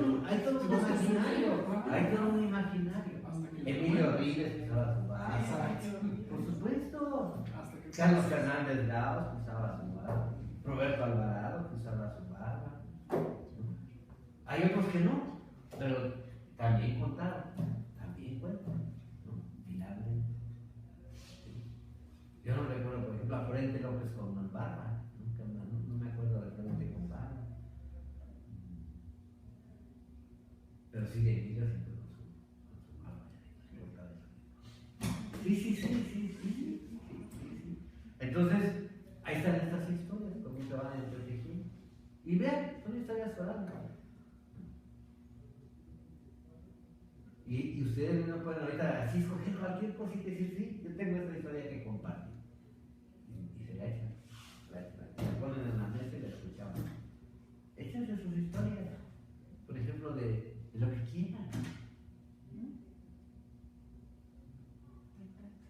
A ver, cuéntenme una historia de ustedes. Sí, adelante, ¿cómo te llamas? Betty. Por favor, Betty, gracias. Ahorita en la cuestión de cómo me identifiqué yo como mujer, estaba yo, ¿en qué momento? Porque yo desde que me acuerdo de chiquita, que serán como 3, 4 años que ya tenía un poco de conciencia sobre mí y mi cuerpo, si era yo de rosita, ¿no? La niña, vestido, chonquito. Cuando empiezo a crecer, que serán como a los 7 años más o menos, mi papá trabajaba como plomero, electricista y todo eso. Entonces yo era muy apegada a él. Entonces era de sí, vente, ¿no? Pero ponte el pantalón, que ya no ocupas el viejito para que mamá no se enoje. Entonces era el rollo, ¿no? A mi hermano, mi mamá le hacía lo mismo, o sea, no era del mandil, pero si mi hermano decía, quiero hacer de comer, mi mamá, adelante, tu hijo lava tu ropa, tu hija tú también lava tu ropa, o sea, como que esa diferencia mucho de género. Sí. Casi en mi casa no la hubo. No privó. Ajá. Nada más son dos, tú y tu hermano. No, somos 3, ¿Tres? también es mi hermana. ¿O tu hermana? Somos 2 mujeres, pero ella sí fue más de, no, pues yo la ¿Ella es más chica? No, es más grande. Ella es más Yo soy la grande. más chiquita. Ajá. Y mi hermano es el mayor. Ajá. Entonces mi hermana ella sí era más apegada a mi mamá y pues obviamente a andar en la casa. Yo también, pero pues yo era más de que si estaba mi papá en casa, pues con él jalaba. Si teníamos, bueno, porque ellos son mis papás, se dedicaron, bueno, todavía hasta la fecha son encargados del lugar donde vivimos, de un edificio. Entonces pues eran departamentos a pintar y la niña medio fodonguita y pues ya estaba, ¿no? Vean, pero ¿cómo aparece la fodonguita? Ya aparece el elemento que nos va dando distinción. Entonces, pues ya era yo de que me subía aquí, prefería andar con los niños, así que de la cuadra, Sí. con niñas también, o Sí, sea, sí, sí, sí. pero era como que más del fútbol y Ajá. cosas que hacemos de los niños. Entonces, yo ahorita me quedé así, ¿en qué momento Ajá. ya dije yo, pues soy niña? Ajá. Pues creo que fue y lo logré identificar en ese momento, en el momento que abrí mi libro de ciencias naturales y llegamos a la parte del cuerpo humano. Mira, qué cosa tan. O sea, no, Ajá. fue así como que, pues yo soy niña, ya saben, ¿no? Ajá, Entonces, y las ajá. niñas, los senos, Ajá, las caderas, ajá. y la menstruación, y fue así como que, Ok. soy mujer y creo que sí tengo que ser diferente Ajá, que niño. O sea, ajá. pero ya vamos, es Mira. igual la decisión. Entonces, esa fue Ven qué bonita historia, bien interesante. Y cada historia que tenemos es bien interesante, de verdad. Tenemos un menosprecio por nuestras propias historias porque no las valoramos. Porque creemos que somos tan insignificantes que eso no importa. Importan las historias de así, de las figuras, ¿no? Las grandes figuras, de los superpersonajes, ¿no? Cuando abro mi libro de ciencias naturales en sexto original. Y entonces ahora entenderemos quizá de mejor manera por qué es que hay tanto revuelo, hubo tanto revuelo, pero lo sigue habiendo respecto de las clases de sexualidad en las escuelas, ¿no? Y que los maestros dicen, pues yo como entro a esto, ¿no? Eso es tarea de los papás, ¿no? Y los papás dicen, no, eso es tarea de la escuela. Y entonces es la papa caliente. ¿Y quiénes quedamos ahí en vilo? Pues los sujetos en desarrollo. Tú que eras en ese momento la niña en desarrollo. ¿Y yo? Sí, y hasta eso ahora sí que convivía mucho con una de mis tías. Y Ah. pues ellas sí son muy de. ¿Tu tía es de tu mamá o de tu papá? De tu papá. De mi papá, Ah. no de mi mamá, por parte de mi mamá. Con ellas crecí yo también. Entonces con ellas pues soy la única niña que andaba ahí porque ellas no tuvieron hijas. Ajá. Entonces pues igual siempre así bien modosita, muy bonita. Ajá. Pero sí, a mí sí ese choque lo tenemos de decir, pues es que así tanto como que un hombre, no, Ajá. porque inclusive hasta mi hermano, esta cuestión de cuando mi hermana empezó a menstruar, yo me acuerdo que estaba de orejona, escuchando ahí su conversación porque dijo que yo estaba más chiquita, Claro. pero pues mi mamá le empezó a explicar, o sea, entre mis papás, ahí sí fueron los dos, le empezaron a explicar a mi hermano, pues mira, tu hermana está teniendo cierto, y mi hermano hasta la fecha es así de, ya andas en tus días, ¿verdad? Pues es que ya te sufrió un accidente, ¿no? Pero mi hermano lo toma así tan natural, tan, pues a todos les pasa. Entonces cuando empiezo a andar con mi cuñada, que fue primero mi amiga, me decía, oye, ¿qué onda con tu hermano? Y yo así de, ¿por qué? Dice, pues es que no es como otras personas que me ha tocado conocer que, pues no, uno no puede hablar de sexualidad, de decirle, pues sabes que hoy no tengo ganas de salir, así porque mi hermano le decía, no, pues si justo nos quedamos en tu casa, pues si no quieres salir igual es porque estás incómoda, y pues decía mi cuñada, pues, ¿cómo sabe tu hermano? O sea, ¿cómo? Pues, pues creció con 3 mujeres, mi papá igual, o sea, mi papá lavaba ropa, hacía que hacer, o sea, era así como que tan marcado esa cuestión de género, no la había. Y hasta la fecha no la hay. O sea, yo cuando les digo, ya estoy en la universidad, fue así como que, órale, qué bueno, qué padre, échale ganas. Y o sea, y siempre, y en casa igual, o sea, llegamos a comer, y pues mi hermano, o sea, comida a servir, y o sea, todos participamos y no hacemos tanto de esto de niña. No. Y mi sobrino, él ya es hijo de mi hermana, Ajá. pero mi cuñado sí es más como que Rígido. machista, Más rígido. todavía. Entonces, el otra vez, yo tengo un carrito de mis Barbies rosa, y me dice mi sobrino, ¿qué está en tu carrito? Y mi cuñado, no, ¿cómo vas a jugar con ese carro que es rosa? ¿Y qué tiene? Le digo, ¿qué le va a quitar al niño con que sea rosa? No le quita nada. No, pero el rosa es para las niñas. Y mi sobrino nos dio Fíjate lo que dijo él, azul. Ajá. Azul. Porque mi sobrino se fue así como que le dice, no te azotes, papá. Dice, yo puedo jugar, es un carro y los carros son de los niños, ¿no? Entonces dije, bueno, yo ya no digo nada de esa decisión de mi sobrino y ya, o sea, digo, uno ya lo va construyendo, tal vez un poco inconscientemente, lo vamos agarrando, ¿no? Y ya pues llegamos al punto de la decisión, yo quiero ser así, no quiero ser así. Ajá, sí. Muchísimas gracias. Ah, qué historia.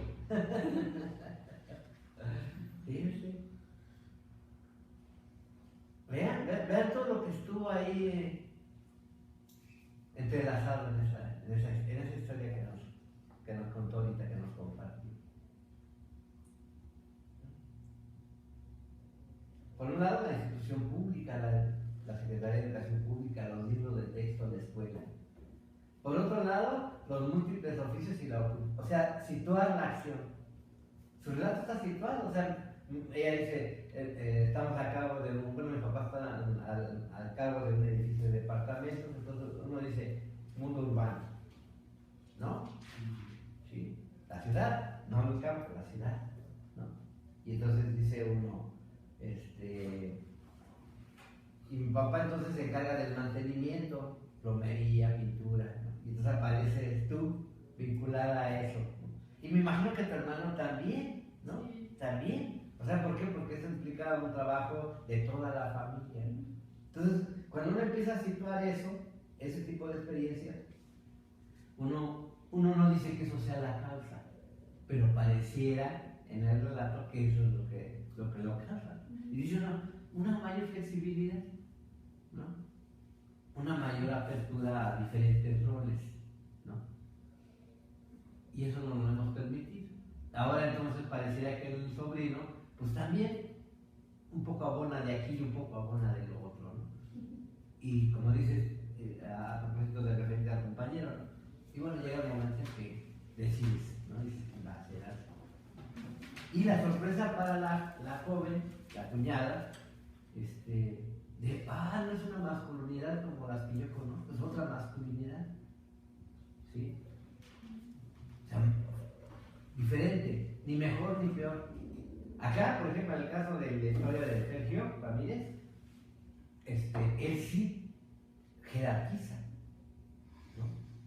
Y él dice, pues, no, acá está la masculinidad hegemónica y la mía es, y él lo dice, se asume así, como una masculinidad subordinada. En el caso de tu hermano, pues simplemente la novia lo ve y dice, pues es diferente, ¿y cómo sabe? ¿No? Ya tú fíjate cuál es la causa, tú le vas a explicar, no, pues lo que pasa es que ha vivido con puras mujeres, entonces, ¿por qué quieres que aprenda? Y luego tú agregas, y mi papá también, ¿eh? Y mi papá, así como y tu mamá también, y mi papá también, ¿te das cuenta? ¿Sí? Y entonces dices, son estas historias, y ahí va contando una historia donde poder vivir, donde incluyente, donde cabe la mamá, la otra hermana, hasta el cuñado que es como el medio raro, ¿no? Tú misma lo colocaste en esa condición limítrofe, ¿no? Así como, bueno, él es como manda. Te pide machista, ¿no? Yo dije rígido, pero tú dijiste machista. Entonces dices, ok, ahí está la referencia. Y cuando tú descubres el libro, cuando en el libro descubres lo que descubres de ti, te descubres a ti, ¿lo comentas con tu mamá o te lo guardas? ¿Qué haces? No, ese día, no me acuerdo muy bien que llegué así como que espantada porque la profesora nos había dicho, no, pues a las niñas cuando llega a su menstruación sangran. Entonces yo decía, si yo sangro, pues siempre se espanta mi mamá porque por lo mismo de que andaba yo para abajo, pues tengo descalabrada. O sea, entonces yo decía, pues ¿en qué me voy a morir? ¿Qué me va a pasar después? La profesora decía, eso es algo normal, pero yo decía, ¿qué es normal? Claro. Entonces sí llego con mi mamá y le digo, oye, ¿y En el mamá qué libro. pasó? Ajá. No, pues es que fíjate que hoy vimos en la escuela, en el libro, y lo saqué de la Ajá, mochila, sí. y vi esta ilustración, y la mi mamá... Fíjese cómo pues, ella llega contando un cuento. sí. Ya llega contando un cuento. Y le digo, vi esta imagen y mi mamá, sí, es el cuerpo de un hombre y de una mujer. Oye, pero mi profesora me dijo que yo voy a sangrar. Dice, sí, hija, dice, pero pues nada más es poquito, no es mucho, y así como, pues todavía espantada. Poquito, chiquito, Ajá, que es yo decía, poquito. pero yo decía poquito, pues nada más así. Ajá, Me sale, ¿no? O mucho de cuando me abrí por acá y casi se me sale el cerebro. tremendamente. Pero sí, o sea, nos quedamos con esa de que es poquito, que es mucho. Sí. Pero pues digo, ya cuando mi mamá me lo comentó, porque en ese momento nada más estaba con mi mamá, dije, bueno, pues si mi mamá dice que es normal, pues se la compra mi mamá, la maestra, pues ya. Vea la historia que le cuenta la mamá y se la queda ahí y ya. Es normal y ya.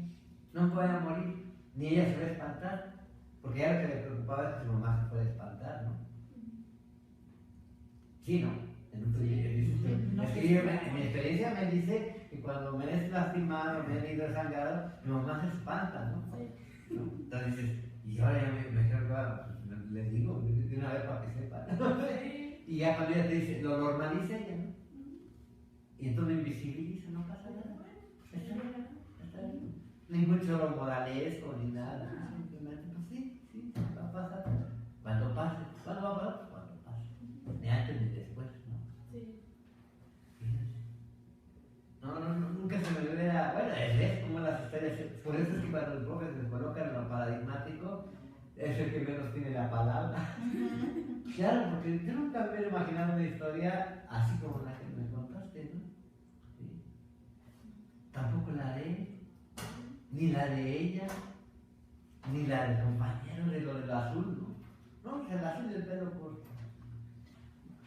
Yo les quería compartir que justo ahorita que ella comparte esa parte de historia. Perdón, quiero enfatizar algo ahí. Vean como cuando uno escucha las historias, uno descubre sus propias historias. Puede uno entonces las comparte. Así que muchas gracias, de verdad, muy amable.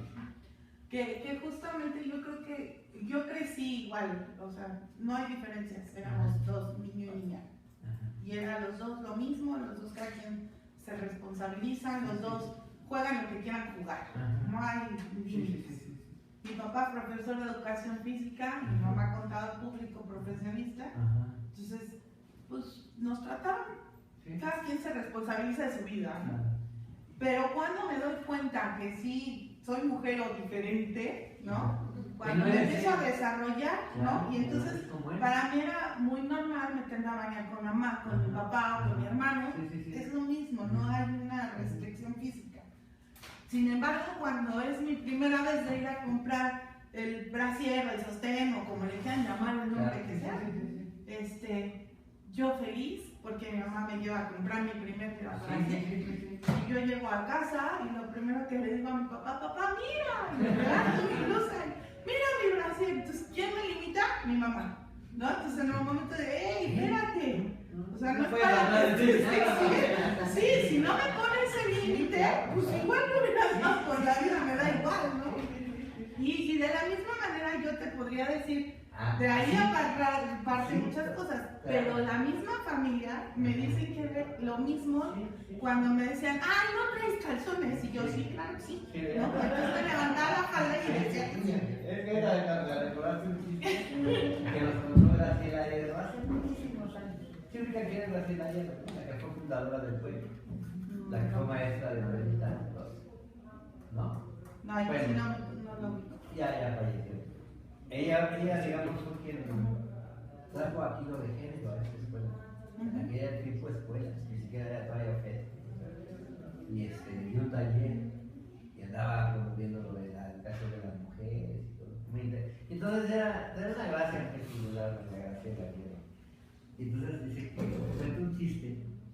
Dice que la niña se trepa al árbol, ¿no? Y que entonces la mamá la ve trepada. Y así como te dice, bájate de ahí que me quedé los calzones. Y toda la niña, de su frescura, dice, pues si quieres me los quito para que no me lo vean. Pero vean qué interesante, ¿no? O sea, por un lado esa parte de decir, mira, o sea, es que es una prenda distinta. O sea, yo y mi mamá me llevó a comprarla. Vean la presencia de la mujer, ¿no? No es el papá quien la lleva.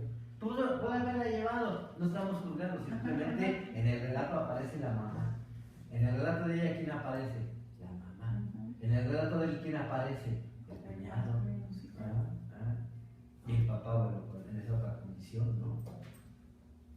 En el relato de la compañera, la mamá. La mamá le pegaba, la abandonaba, ella se iba y luego regresaba. Yo no quiero eso. O sea, no solamente es en el dicho, sino en la propia actuación. ¿Y es tu mamá? Diciéndote, no no pasa nada. Acá dices, no pasa nada, pero no pasa nada, todos lados enseñando Claro. que te hay que comprar otra pierna. Y entonces, como eso nos va acompañando, ¿no? Y eso, esas historias, luego nosotros podemos compartirlas a las otras generaciones, ¿no? O a nuestros padres, como aquí ahorita, ¿no? Y vuelvo otra vez a la misma cuestión. Vean que no es sencillo contar historias. Aunque nos la pasamos la vida contando historias, de verdad, ya cuando se plantea la tarea de contar la historia, uno no sabe bien a mí qué hacer. Un poco ayuda otra historia que me lleva a la mía. Me dice, me acordé ahorita, pasó otra vez por mi corazón. Y entonces digo, así, así, así, así, ¿no? Pero bueno, en lo demás, como muy parecido, tanto a mi hermano como a mí, que eso no fue materia de mayor complicación, ¿no? Cada quien es responsable de sí mismo, ¿no? Desde la apuesta de tus papás por la responsabilidad, que se hagan responsables. ¿Por qué? Porque al final, bueno, esa es la tarea, como decía yo, ¿cómo me hago responsable de lo que hicieron conmigo? ¿Sí? ¿Cómo cada uno se va haciendo?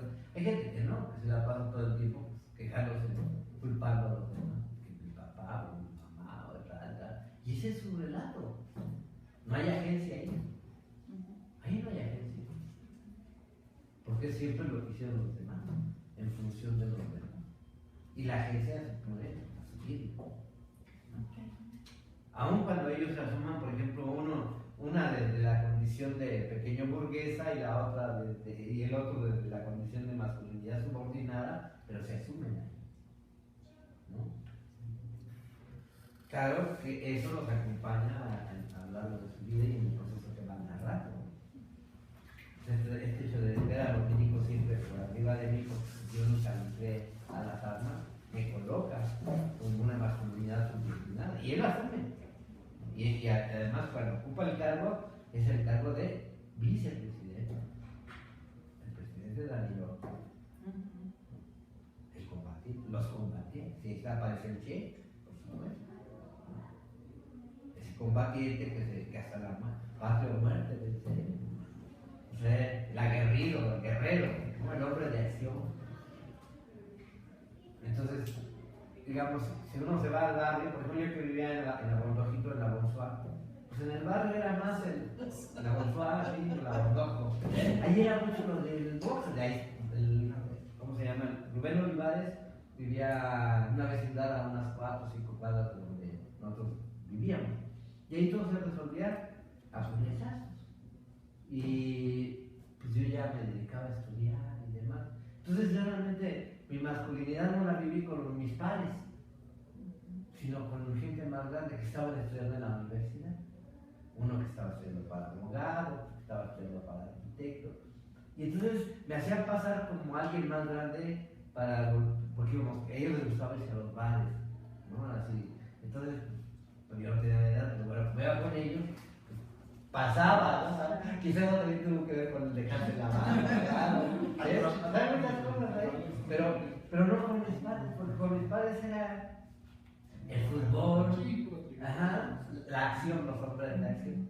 Y entonces, pues yo buscaba otro referente, otro grupo de referencia, de pertenencia, ¿no? Y ahí en la USA, pues 3 o 4 que sí nos dedicábamos como a la escuela, ¿no? Y no, las diferencias no eran mayores en términos económicos, éramos varios, ¿no? Pues ahí nos movíamos de esa manera.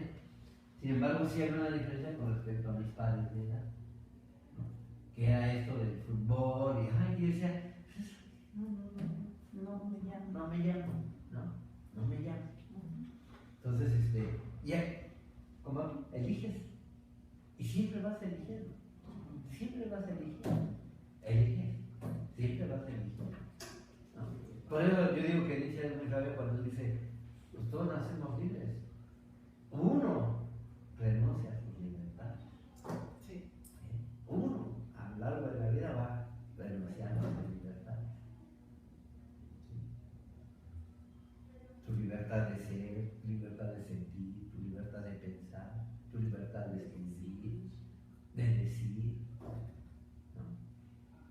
Entonces, un poco también es invitarles a que volteen más los ojos a sus propias historias. Volteen los ojos a la historia de sus padres. ¿Cómo les contaban a sus papás sus historias? ¿No? Si tienen hijos, ¿cómo se las cuentan ustedes a sus hijos? ¿No? Como dicen mis hijas, las gemelas. Dicen, cuando hay alguna diferencia de opinión en algo, que no nos ponemos de acuerdo, a ver, papá, piensa cómo te la estás contando. Va. Sí, claro. O sea, mucho tiene que ver cómo te la estás contando con entonces lo que. Exacto, cómo te relacionas con el otro. Y como ven aquí, pues no hay nadie que sepa más. Cada uno es experto de sus propias historias. ¿Quién mejor que ustedes? ¿Sí? Y ahora hacerlo conscientemente y ver qué se está jugando ahí, ese es el desafío. Esa es la tarea. Entonces yo les invito a que se escriban una historia. Inicialmente dije, bueno, de su trayectoria universitaria. Vamos a la propia convivencia permite abrir una historia que ustedes quieran contarnos. Donde ustedes digan, yo me siento a gusto en esta historia, se las quiero compartir. O esta historia no, esta historia es muy dolorosa. Ahorita que ella terminó, me acordé de una historia que ella nos compartió en otro momento, que es cruda. Aquí mismo en este lugar fue, ¿no? Y esa fue diferente a esta que nos contaste ahorita. Y ahora va a ser diferente. Qué bueno, me da mucho gusto. Justamente, Gracias, maestro. justamente hablaba con alguien acerca de la, ¿qué hablamos? Acerca de algo que ahora se habla mucho de la resiliencia, ¿no? Y entonces yo le decía a esta persona, justamente a ella le decía, fíjate, si yo veo la resiliencia como un camino, no como una meta, porque ella planteaba más bien la idea de la meta, ¿no? Digo, si yo la veo como un camino, entonces hay muchas maneras de transitar ese camino y cada quien puede construir su propio camino. Digo, pero finalmente la resiliencia lo que te permite a ti es valerte de los recursos de que dispones para enfrentar una situación de vulnerabilidad o un obstáculo en la vida, X, Y, Z. Digo, pero la resiliencia no modifica el entorno. Te permite a ti que tú puedas dar cuenta de ese entorno de una manera distinta. Que te vulnere menos, que no te impida seguir adelante. Digo, entonces para mí la resiliencia la de ello como un camino. Pero no me hagas caso, ¿no? Así me la estoy contando yo. Y usé la metáfora que usó también Gandhi. La paz no es una meta, la paz es el camino.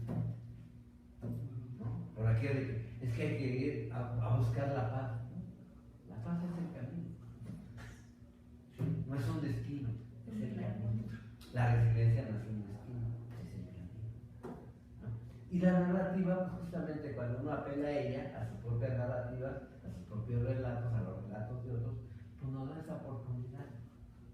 Sobre todo de resignificar nuestras propias historias. Decir, pues aquí es donde me atoré. Claro, en esta parte de esta historia, aquí me atoro, y eso no me di chance en ningún momento de deconstruirlo. Bueno, ahora lo puedo hacer. Y puedo verlo de esta otra manera. El pasado no lo podemos cambiar. Lo que signifique para nosotros, sí, y cómo lo habitemos y cómo lo vivamos, cómo vuelva a pasar con nuestro corazón. Indudablemente. Pues muchas gracias, espero que hayan disfrutado y ojalá y vengan así con los textos. Tráiganlo en original y copia para que me regalen uno. A mí me gusta como irlo guardando y ahí tengo muchísimos relatos y me encanta. De repente agarro algunos y los trabajo. El de la compañera que se retiró lo estuve trabajando y cosa tan interesante, ¿no? Tan ruda. Esto está genial, ¿no? Esto que contaste también está genial. Digo, claro, vean, y así, sí, no tiene por qué ser trágico, ¿no? Sí, finalmente, y nos vamos con eso, el sufrimiento es opcional, ¿no?